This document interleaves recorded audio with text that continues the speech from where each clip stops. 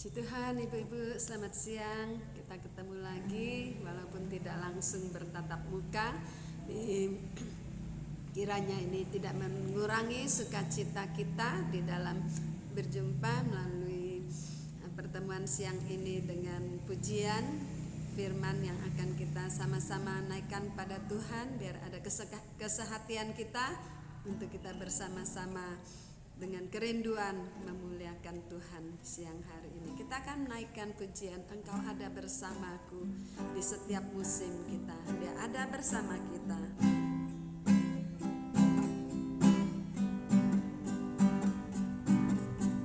Engkau ada bersamaku di setiap musim hidupku. Tak pernah kau biarkan ku sendiri.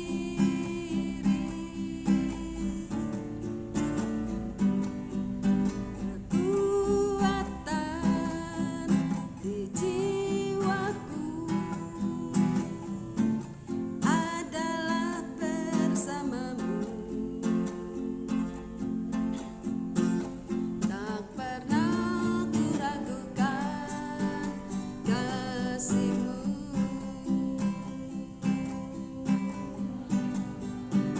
Bersamamu Bapa, ku lewati semua perkenanan-Mu yang teguhkan hatiku. Engkau yang bertindak, memberi pertolongan.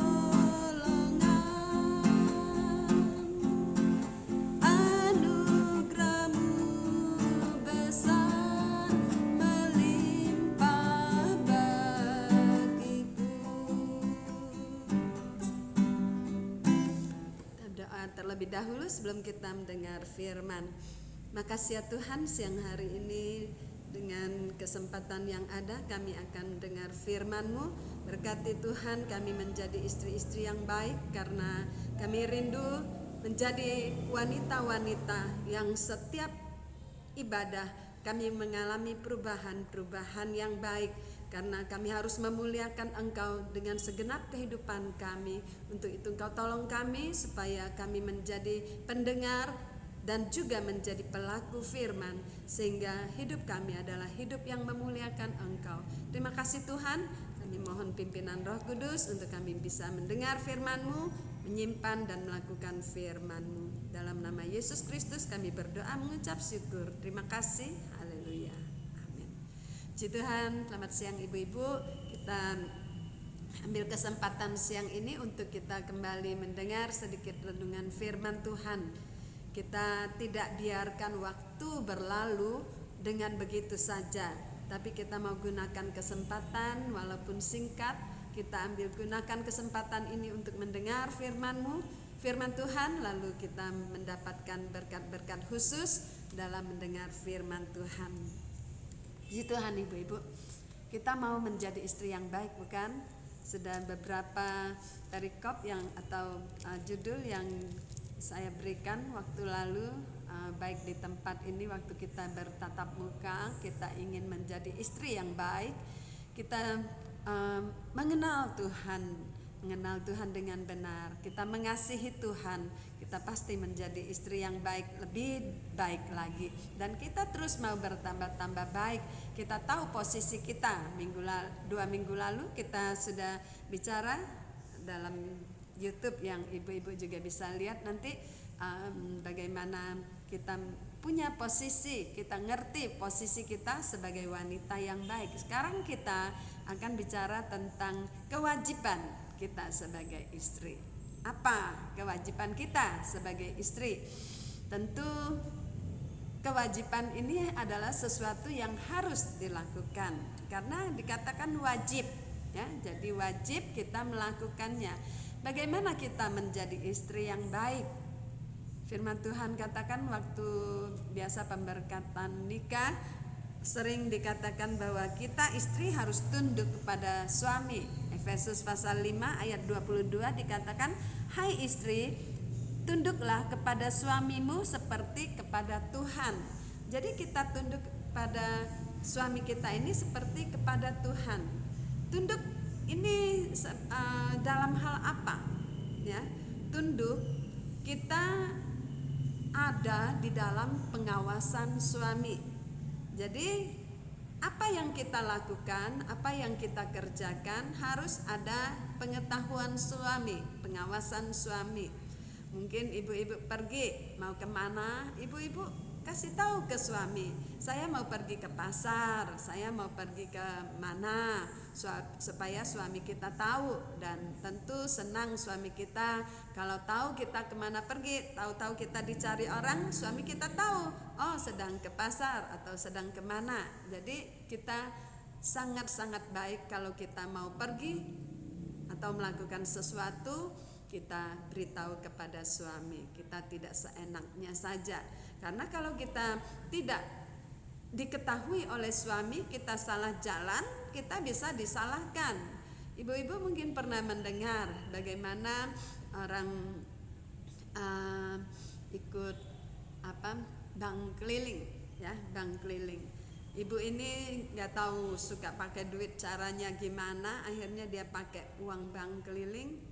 Suatu kali penagih datang ke rumah. Nah, waktu suaminya tahu bahwa istrinya memakai uang dari bank keliling ini, dia marah besar dan secara emosi dia sampai ambil pisau dan membunuh penagih itu. Bukankah sesuatu hal yang tragis, ibu-ibu, kalau kita tidak beritahu kepada suami kita dulu? Maka sangat-sangat baik kalau kita lakukan sesuatu, kita beritahu kepada suami, apalagi menggunakan uang tanpa sepengetahuan suami. Itu akan terjadi hal-hal yang tidak diinginkan, dan kita harus tunduk dalam hal apa saja. Kita juga menghormati orang tua, suami kita. Menghormati suami kita dengan cara apa? Ya, dengan cara pembicaraan pun kita terlihat apakah kita menghormati suami kita atau tidak, ya. Kalau kita ambil keputusan sendiri tanpa sepengetahuan suami, itu juga tidak menghormati suami. Mungkin kita pandai, kemarin 2 minggu lalu kita sudah mendengar bagaimana seorang ibu yang punya kedudukan, dia mau membeli sesuatu, dia mau tanya dulu sama suaminya. Nah, kita juga dengan cara pembicaraan kita itu menunjukkan apakah kita menghormati suami kita atau tidak. Saya pernah belanja di Bogor. Suaminya menjahit, istrinya jual alat-alat jahit itu. Saya mau beli sesuatu dan istrinya layani, tapi sambil ngomel-ngomel suaminya jahit, diam aja. Aduh, sampai tidak enak saya belanja dengan cara begitu, ya. Coba kita dilayani, istrinya marah-marah suaminya diam aja, jahit aja. Saya sampai kasihan sama suaminya. Ya mau ngomong kan tentu bukan urusan kita, suami istri kita tidak bisa ikut campur, ya. Saya tidak nyaman mau belanja, ngoceh terus, udah saya maaf Bu ya, saya nggak jadi. Ya, dia mau tambah marah, ya nggak tahulah.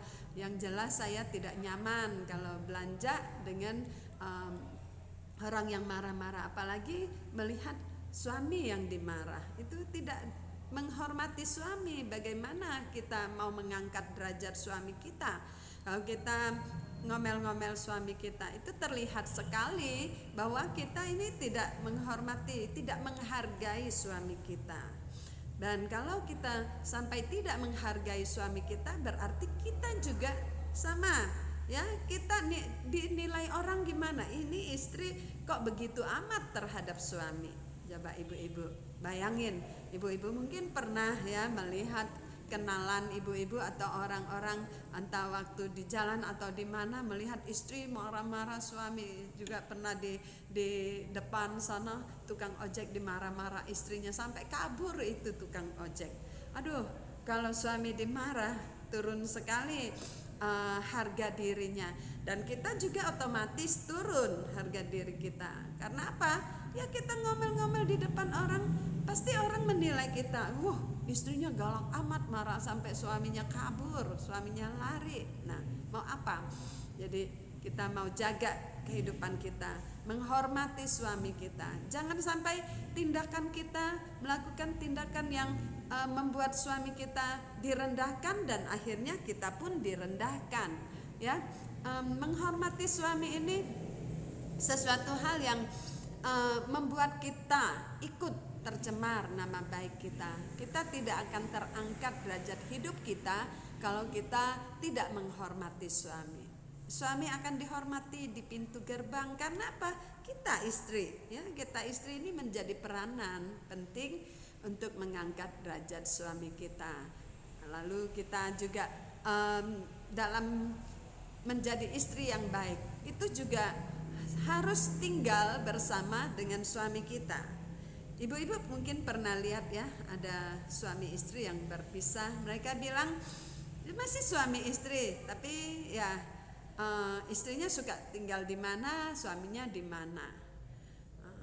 Tentu kalau kita menilai dengan kacamata kita sendiri, bagaimana keadaan seorang istri yang tidak bersama. Kalau sekali-sekali mungkin karena lagi bepergian ya, tapi kalau sering itu sesuatu yang sudah janggal, tidak baik dilihat maupun jadi keluarga yang baik. Itu tidak akan baik kalau kita selalu berpisah dengan suami. Kalau sementara dengan keizinan suami kita pergi kemana, nginep atau apa, mungkin ya kita bisa diterima, masih bisa diterima. Tapi kalau kita hanya pergi dan suami tidak tahu kemana kita pergi, aduh, ini sesuatu hal yang sudah sangat-sangat menyimpang dan bisa memicu pertengkaran ya. Jadi tolong ibu-ibu kita jaga harga diri kita juga. Kita mau kemanapun kita pergi, kita sepengetahuan suami dan seizin suami. Kalau pergi juga jangan terlalu lama, kecuali kalau memang bepergian seizin suami, keluarga semua mengetahuinya. Dan kita mau menjadi istri yang dapat melayani suami ya, menghargai suami, kita melayani apa yang dia perlukan. Karena apa? Untuk istri menjadi istri yang baik, kita juga tentu sangat saling menopang satu dengan yang lainnya, yaitu dengan cara bagaimana kalau suami kita mengasihi kita, kita mengasihi suami kita, itu sudah sesuatu yang sangat indah. Karena apa? Timbal balik. Tidak bisa suami saja yang mengasihi kita atau kita saja yang mengasihi suami. Dan kita menjadi istri yang harus tetap belajar taat kepada suami kita, tunduk kepada suami kita. Seperti Sarah, kita pernah dengar mungkin cerita firman Tuhan di dalam kitab Kejadian 20. Di sana Sarah, dia pernah dianggap atau diakui sebagai saudara ya, sebagai saudara oleh Abraham, baik waktu sama Firaun, baik juga sama Elimelech ya. Jadi 2 kali Sarah dibilang sebagai saudara daripada Abraham, karena Abraham takut pada Firaun maupun Elimelech, takut dibunuh. Karena kalau istri, wah ini suaminya harus dibunuh supaya bisa diambil istrinya, kan mereka raja ya. Tapi kalau bilang saudara, Abraham tetap hidup aman ya. Nah begitupun juga dengan Ribkah. Kita pernah dengar bagaimana Ishak juga menganggap Ribka sebagai saudara, menyuruh Ribka mengakui sebagai saudara pada Elimelech juga waktu mereka tinggal di negeri asing. Kelaparan timbul, mereka pergi ke negeri asing ini, ke Gerar namanya. Sepertinya tidak pantas, ya. Tapi ini contoh bagaimana ketaatan kita kepada suami. Kita yang melindungi suami kita dengan keberadaan kita. Kita dapat mengatasi segala apa yang menjadi sesuatu yang membahayakan suami kita. Nah, kita menjadi pelindung. Nah, ini jadi penolong bagi suami kita. Kita bukan jual diri, tapi ini di sini kita mau menilai mereka atau Sarah dan Ribka ini mereka oke aja kalau suaminya anggap sebagai saudara karena suami-suami mereka takut dibunuh. Nah, ini bagaimana ketaatan seorang istri sampai mereka berani pertaruhkan harga diri mereka. Ini luar biasa, ya. Tentu kalau di zaman sekarang ya tidak layak kalau suami menganggap yang demikian, ya. Kalau zaman dulu kan memang mereka hadapin raja yang memang absolut. Nah, jadi di sini kita mau ambil tentang teladannya, yaitu ketaatan seorang istri. Walaupun mungkin harga diri kita seperti diinjak, tapi bagaimana ketaatan kita kepada suami? Bagaimana kita dapat menolong suami kita? Ada yang pernah mengadu, ya, bagaimana dia sebagai istri sudah berkeluarga hampir 20 tahun, tapi 15 tahun yang lalu itu suaminya pernah selingkuh, bahkan istrinya ini pernah ngelabrak ke tempat perempuan selingkuhan itu, dan dia melihat, sang istri melihat bagaimana ada foto pengantin pakai peci, suaminya ini pakai peci. Ternyata sudah sama istri orang itu dan punya anak. Ibu-ibu, bagaimana perasaan kita kalau kita mendengar suami kita sama orang lain, lalu kita coba menyelidiki dan ternyata benar, lihat di rumah itu ada foto suami kita dengan perempuan lain, bahkan sudah punya anak, 15 tahun mereka, tapi punya anak. Gimana ibu-ibu, mau terima atau tidak? Ada yang bilang mungkin ya kita tinggal serahkan kepada suami, ya, mau pilih yang mana, mau si A atau si B, kita, ya, mau si B atau kita. Kalau mau sama perempuan itu ya sudah, jangan pulang lagi, dan kita tidak boleh lagi bersuami, ya, tidak boleh, ya, walaupun suami kita yang berzina, kita tetap tidak boleh kalau suami kita masih hidup. Itu menurut hukum firman Tuhan. Tapi kalau suami kita sudah meninggal, ya kita bebas dari hukum. Tapi bagaimana perasaan kita ini? Tapi saya salut ibu ini masih terus mau memberi kesempatan kepada suami. Sampai sekarang ini masih ada. Sudah berapa tahun, dan ya dia masih kasih kesempatan sama suaminya untuk bisa kembali. Apakah kita perempuan murahan? Ya, itu tinggal bagaimana nurani kita terhadap suami kita. Apakah kita lebih baik lepas dan tidak menikah lagi, atau kita terima dia dan suami kita tidak boleh kembali sama perempuan itu. Tapi mungkin tanggung jawab seorang bapak terhadap anak yang sudah dilahirkan, ya tentu harus kita pertanggungjawabkan, sang suami harus pertanggungjawabkan itu. Nah, itu mungkin problem-problem. Nah, kita menjadi istri yang baik, kita juga dikatakan sebagai penolong, ya, sebagai penolong. Bagaimana penolong itu? Istri ini merupakan sesuatu yang penting. Istri dalam keluarga itu punya peran penting dalam keluarga. Karena apa? Karena memang Tuhan sudah lihat bahwa manusia itu tidak baik kalau seorang diri, ya, tidak baik. Di dalam kitab Kejadian pasal 2 di situ dikatakan bahwa Tuhan melihat ayat 18 sampai 25. Tidak baik manusia itu seorang diri. Maka Tuhan mencari seorang penolong bagi Adam, ya, ambil dari tulang rusuknya. Ini benar-benar jodoh yang dari Tuhan, ambil dari tulang rusuk Adam. Awal pertama manusia berkembang biak melalui Adam dan Hawa. Nah, ini memang sudah pasangan yang dijodohi oleh Tuhan. Kalau kita bertanya, kok Hawa melakukan dosa?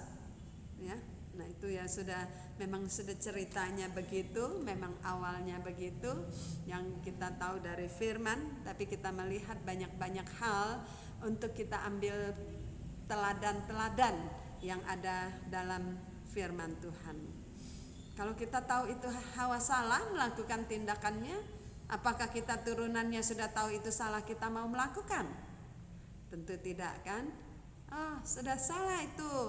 Suami tidak tahu waktu dia ambil tuh, makanya pergi sendiri-sendiri. Nah, makanya tadi ya, jangan kalau kita pergi jangan tidak diketahui suami. Kalau kita lakukan sesuatu di luar pengetahuan suami akan berakibat hal yang tidak baik.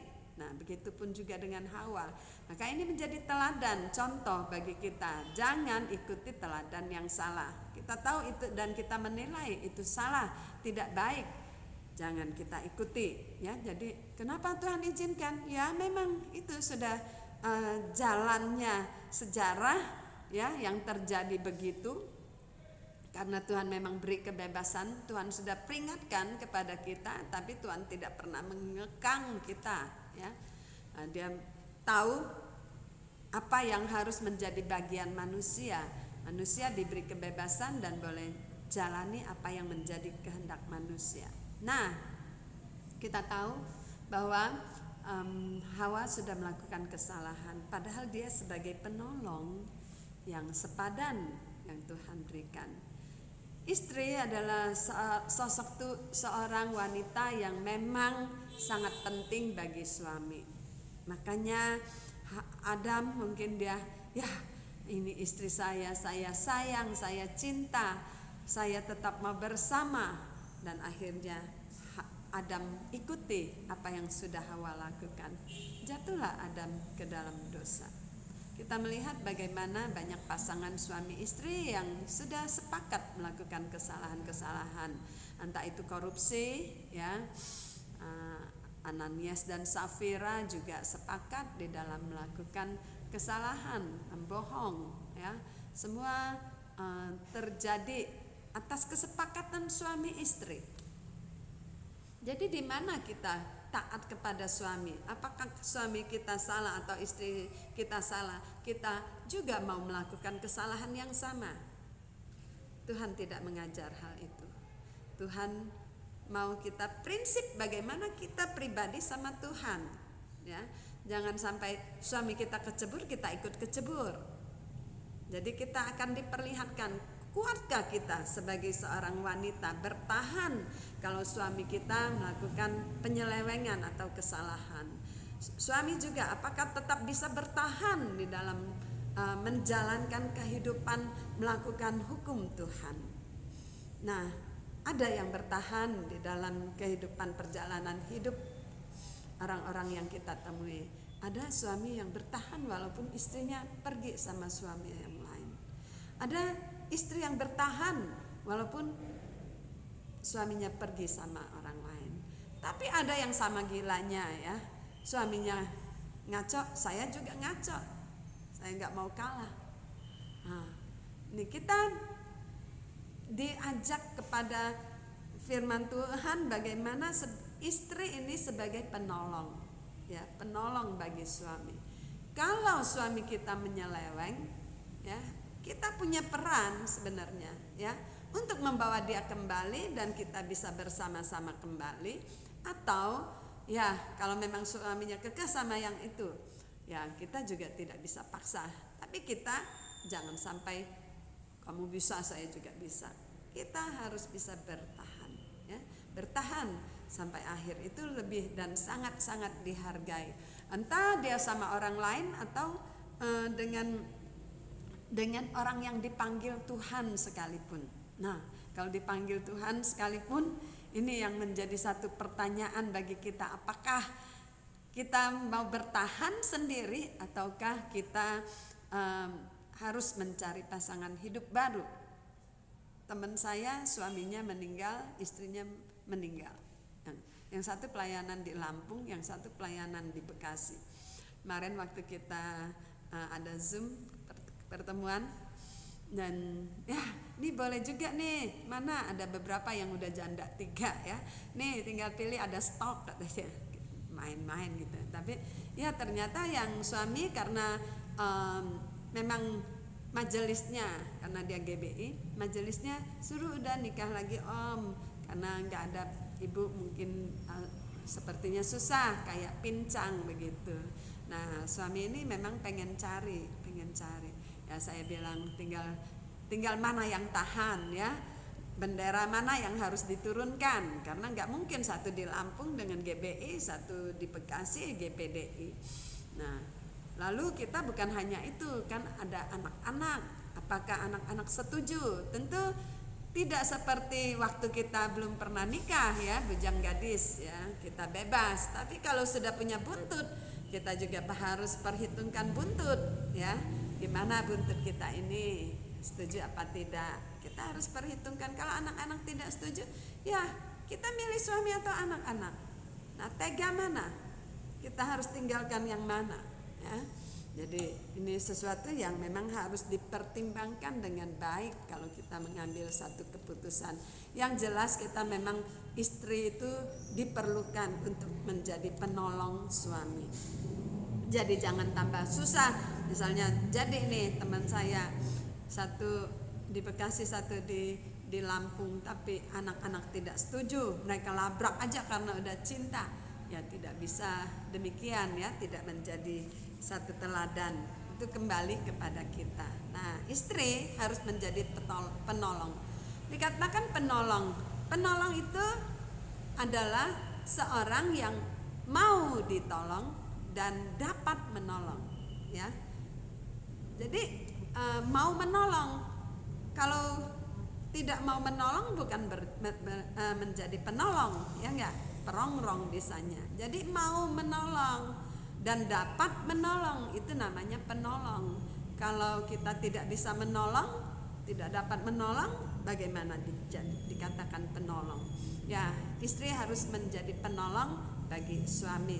Kita harus menjadi istri yang cakap, istri yang dapat sigap menolong suami kita, karena memang istri dari Hawa diciptakan sebagai penolong bagi suami. Nah, kita tahu bagaimana penolong ini berperan dalam keluarga ya. Kita penolong juga bukan berarti seperti pembantu. Kita harus membantu tetapi bukan jadi pembantu. Pembantu dalam hal-hal yang ya kalau memang dikatakan pembantu, kita membantu dalam hal apa ya? Tentu hal-hal yang sepadan, yang baik, karena kita harus menjadi istri yang sepadan ya. Jadi apa yang dikerjakan oleh suami kita bisa menolong, kita bisa membantu, meringankan. Itu sangat baik ya. Apatah lagi kalau satu profesi, nah, itu sangat baik ya. Seperti saya misalnya jadi hamba Tuhan, suami saya hamba Tuhan. Nah, atau karena ada juga hamba Tuhan yang sama sekali awam, tidak bisa belum pernah melayani, tapi dikatakan kalau mau menolong, dia bisa menjadi istri yang baik. Jadi tergantung kita mau atau tidak. Tapi kalau dia bukan satu profesi dan tidak mau menolong, bukan bilang tidak dapat ya sebenarnya. Kalau kita mau, kita bisa belajar kan, kita dapat. Nah, tinggal kita ini menjadi penolong yang baik atau bukan. Ibu-ibu yang kekasih di rumah, kita tahu sendiri peranan kita sebagai istri. Biar kita menjadi istri yang baik, yang dapat menolong suami. Karena saya juga melihat ada kenyataan ini yang saya dengar dari sang suami. Bagaimana suami pergi bekerja, sebelum pergi bekerja suami harus masak dulu. Suami yang masak dulu. Tanya anak, siapa yang masak? Papa. Kenapa mama gak masak? Mama gak bisa masak. Nah ibu-ibu, kita masak bisa atau tidak? Tentu kalau kita mau masak pasti bisa, bukan? Ya, masak kasih garam, air sedikit, apa tumis atau apa, pasti bisa. Tapi kalau kita tidak mau, wah, nah ini bagaimana menjadi istri sebagai penolong, ya. Tuh, jadi kita mau belajar menjadi istri yang baik, bisa menolong suami kita. Suami kita pergi kerja, kita yang masak. Pulang kerja, kita juga yang masak buat suami kita. Ya, jangan sampai suami kita pergi, dia yang masak, pulang juga masak. Kalau suaminya nggak ada, jajan anak-anak. Aduh, ini repot ya. Suami penghasilannya pas-pasan. Jangan sampai terjadi di antara kita ibu-ibu yang ada ya. Kita harus menjadi penolong bagi suami kita. Bagaimana juga istri bukan hal yang memang dibawahin, tidak, tetapi apa tugas kita sebagai seorang istri, kita harus jalani. Lalu istri selalu ada bersama suami, itu lebih baik ya, karena penolong kan. Penolong kalau suami mau apa? Ada istri saya yang bisa nolong. Gampang, jadi tolong ini. Jadi enak suami kita, kalau ada apa-apa dia tinggal nyuruh kita, bantu nolong ini itu. Asal jangan semuanya kita, suaminya enak-enak tidur, nganggur, main, jalan, atau motor-motoran, mungkin sepeda-sepedaan, atau pergi kemana. Sendiri kita di rumah yang kerja. Nah, ini kita juga tidak harapkan suami kita begitu. Harus ada timbal balik suami dan istri. Jadi kita mau menjadi wanita-wanita yang baik. Yang penting peranan kita terlebih dahulu. Tidak usah nilai suami dulu, karena itu suami urusan suami ya. Tapi peran kita sebagai seorang wanita, seorang ibu yang baik, bagaimana? Kita mau menjadi seorang istri yang menjalankan kewajiban kita, dan kita juga menjadi seorang istri yang sepadan dengan suami kita. Menjadi penolong yang baik, menjadi penolong yang selalu ada di sisi suami kita. Dalam hal-hal tertentu memang bisa, nggak mungkin mepet terus ya, tapi ya waktu ada bersama suami kita harus gunakan dengan baik bersama suami kita. Puji Tuhan, biar kita boleh menjalani kewajiban kita sebagai seorang istri yang tunduk kepada suami dan menjadi penolong yang baik. Kita bersyukur buat firman Tuhan pada saat ini, biar kita menjadi istri-istri yang baik dan kita mau taat selalu dengan firman Tuhan. Kita tutup dengan pujian, Ku taat perintah-Mu. Ku taat perintah-Mu, ku sabar melakukan, ku yakin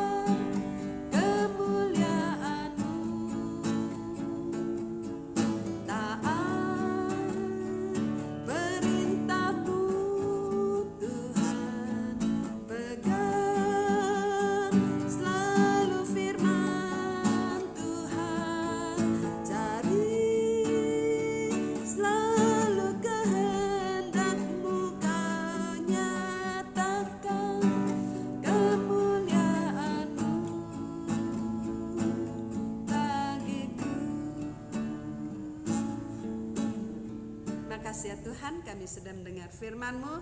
Terpujilah Engkau dalam kehidupan kami, biar kami benar-benar menjadi istri yang baik di hadapan Engkau, di hadapan suami kami juga, di hadapan anak-anak, sehingga kami boleh menjadi teladan menjadi wanita yang dapat mempermuliakan Engkau dengan sikap dan perbuatan kami. Terima kasih ya Tuhan, berkati semua wanita yang sudah ambil bagian dalam siang hari ini atau yang mendengar firman Tuhan pada siang hari ini. Biar kami menjadi wanita-wanita yang semakin berkenan, menyenangkan Engkau, berkenan dan dapat menyenangkan suami kami, menyenangkan keluarga kami. Terima kasih Tuhan, kami berdoa mengucap syukur dan memohon pimpinan-Mu terus untuk menjadi wanita yang baik dan berkenan di hadapan Engkau. Dalam nama Yesus Kristus kami berdoa mengucap syukur. Terima kasih. Haleluya. Amin. Puji Tuhan ibu-ibu. Sampai ketemu lagi. Tuhan berkati.